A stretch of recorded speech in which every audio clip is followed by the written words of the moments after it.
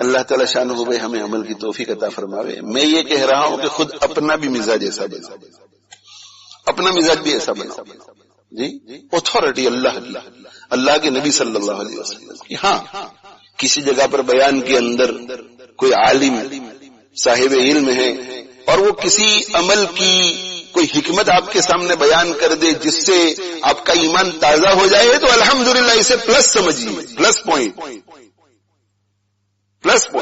لیکن جب بھی کوئی پوچھے کہ رمضان مبارک میں روزے کیوں رکھے جاتے ہیں اور آپ کو حکمت معلوم ہو تو بھی کہیے کہ سب سے پہلی وجہ یہ ہے کہ اللہ اور اس کے رسول نے حکم فرمایا ہے. آج کل یہ جو ایک عام فضا بن رہی ہے عقل پرستی کے زمانے میں، غیر اسلام کے دشمن ملحد وہ کیا سکھا رہے ہیں لوگوں کو؟ ہمارے بچوں کو کیا سکھایا جاتا ہے کہ ہر چیز کو کوشچن کرنا چاہیے اور جب تک عقل میں سمجھ میں نہ آئے قبول نہیں کرنا چاہیے. جب اللہ کو اللہ مان لیا، اللہ کو خالق کائنات مان لیا، اللہ کو احکم الحاکمین مان لیا، تو اس کے بعد اللہ جو کچھ کہے اس کی حکمت ہمیں معلوم ہو نہ ہو کیا فرق پڑ جاتا ہے. فیکٹری میں کام کر رہے ہیں، مینیجر ہے ہمارے سر کے اوپر سوار، وہ ہمیں کہتے ہیں کہ ایسا کر لو. وہ آ کر کے آفس میں کہتے ہیں کہ میں نے تم کو جو پروجیکٹ دیا تھا اس پروجیکٹ کو بند کر دو، ابھی یہ دوسرے پروجیکٹ پر آپ چلے جاؤ. کوئی نہیں پوچھتا کیوں، میرا مینیجر ہے، ڈائریکٹر ہے، مینیجر ہے. کوئی مرید ہو جاتا ہے کسی شیخ کا، سمجھ میں نہیں آتا کہ حضرت نے فرما دیا بس ختم ہو گئی بات، استاد جی نے کہہ دیا ختم ہو گئی بات، ابو جی نے کہہ دیا ختم ہو گئی بات. تو ابو جی کی اور شیخ جی کی اور استاد جی کی اور مینیجر صاحب کی اور ڈائریکٹر صاحب کی احکم الحاکمین کے مقابلے میں حیثیت کیا ہے؟ ایک غبار کے ذرے کے برابر بھی حیثیت نہیں ہے. اللہ نے فرما دیا بس، اللہ نے فرما دیا. ہمارے گھر میں بچے ہیں، امت اللہ ہے، رمیسہ ہے. رمیسہ بہت چھوٹی ہے، امت اللہ ذرا بڑی اور سمجھدار اب ہو گئی ہے. تو بچے ہیں، تو بچوں کی طبیعت کے خلاف جب کوئی بات ہوتی ہے تو تھوڑی ضد بھی کرتے ہیں. تو ان کو جب حکمت سمجھاتے ہیں کہ دیکھو بیٹا اس میں تمہارا یہ فائدہ ہے، فائدہ ہے تمہارا یہ، تو ان کو سمجھ میں آتی ہے بات. لیکن جب کبھی گھر میں کوئی ایسی بات ہوتی ہے اور میرے کانوں میں کچھ بات پڑتی ہے اور تنہائی میں وہ میرے پاس بیٹھے ہوئے ہوتے ہیں تو میں سب سے پہلے ان کی ذہن سازی یہی کرتا ہوں کہ ابو کی اور امی کی بات اس لیے ماننے کی کہ ہم چھوٹے ہیں اور وہ بڑے ہیں. حکمت بیان نہیں کرتا، میں پوچھتا ہوں وہ چھوٹی ہوگی کہ بڑا کون ہے، امی یا تم؟ کہ امی بڑی ہے. تھوڑی بڑی ہے یا بہت بڑی؟ کیونکہ بہت بڑی ہے. تو سمجھ کس کو زیادہ آتا ہے؟ امی کو زیادہ سمجھ میں آتا ہے یا ہمیں؟ کیونکہ امی کو سمجھ میں زیادہ آتا ہے. امی بڑی یا باجی؟ مجھے وہ باجی کہتے ہیں کہ باجی. ابا جی کو ہم گجراتی میں باجی کہتے ہیں اور پنجاب والے لوگ بہن کو باجی کہتے ہیں.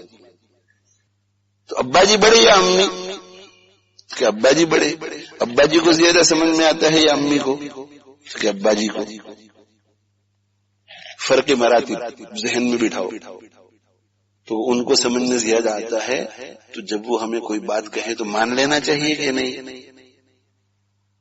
اللہ جل جلالہ وعم نوالہ کے حکم کے بارے میں کوئی بھی مسلمان کبھی بھی سوال کرے تو جواب یہ ہونا چاہیے کہ اللہ کے رسول صلی اللہ علیہ وسلم. اور کان میں جیسے ہی بات پڑے تو مان لینا چاہیے کہ اچھا اللہ نے کہا ہے، اللہ کے نبی نے کہا ہے صلی اللہ علیہ وسلم، مان لیا. اگر کوئی شخص حکمت کو جانے بغیر اللہ اور اس کے نبی صلی اللہ علیہ وسلم کی بات کو اپنے دل کی گہرائی سے تسلیم نہیں کر سکتا، اس کا ایمان ہی نہیں ہے.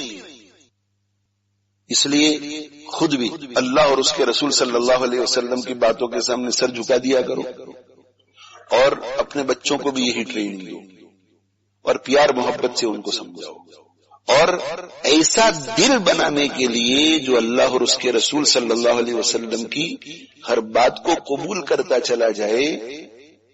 اہل دل کی صحبتوں میں خوب بیٹھو، جتنا زیادہ بیٹھ سکے بیٹھو، اہل اللہ، اللہ والوں کی صحبت میں خوب بیٹھو۔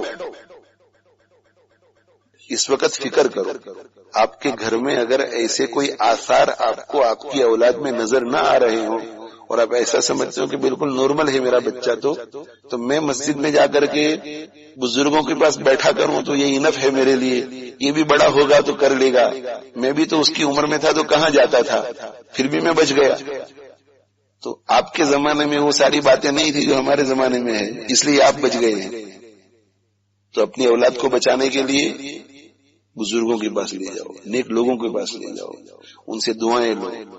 بیٹھنا صرف سمجھ میں نہ آئے، بیٹھنا اس کا بھی بہت فائدہ ہوتا ہے۔ اس لیے کہ جو مرتد ہوتے ہیں، مرتد تو سب سے پہلے خود ہی مرتد ہوتے ہیں۔ کیا مطلب؟ کہ وہ خود کو مسلمان سمجھتے ہیں اور ایسا سمجھتے ہیں کہ میں فلاں بات کو، میں فرشتوں کو نہیں مانتا، but I'm still a Muslim۔ ایسا دل میں سوچتا ہے کہ I don't believe in angels, I can't see angels, so I don't believe in angels، مگر میں پھر بھی مسلمان ہوں، خود کو مسلمان سمجھتے ہیں۔ پھر دھیرے دھیرے ترقی ہوتی ہے اور ایک وقت آتا ہے کہ اچانک جو ہے وہ اعلان کرتے ہیں گھر میں کہ میں اب مرتد ہو گیا ہوں، تو پتہ نہیں چلتا یہ اندر اندر کیا گزر رہا ہوگا۔ اس لیے اس کی فکر کرو، اللہ تعالی شانہ عمل کی توفیق دے۔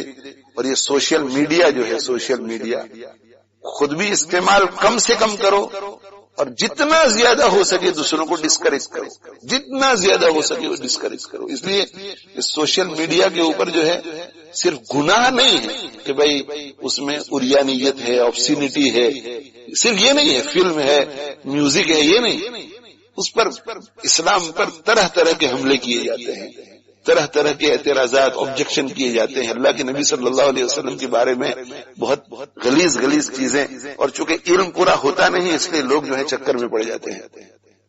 تو اس وجہ سے جتنا زیادہ ہو سکے پیار محبت سے سمجھاؤ، کنٹرول کرو۔ پہلے تو خود کنٹرول کرو تو پھر بچوں کی سمجھ میں آئے گا نا، ہم خود کنٹرول نہیں کریں گے تو کیسے سمجھ میں آئے گا۔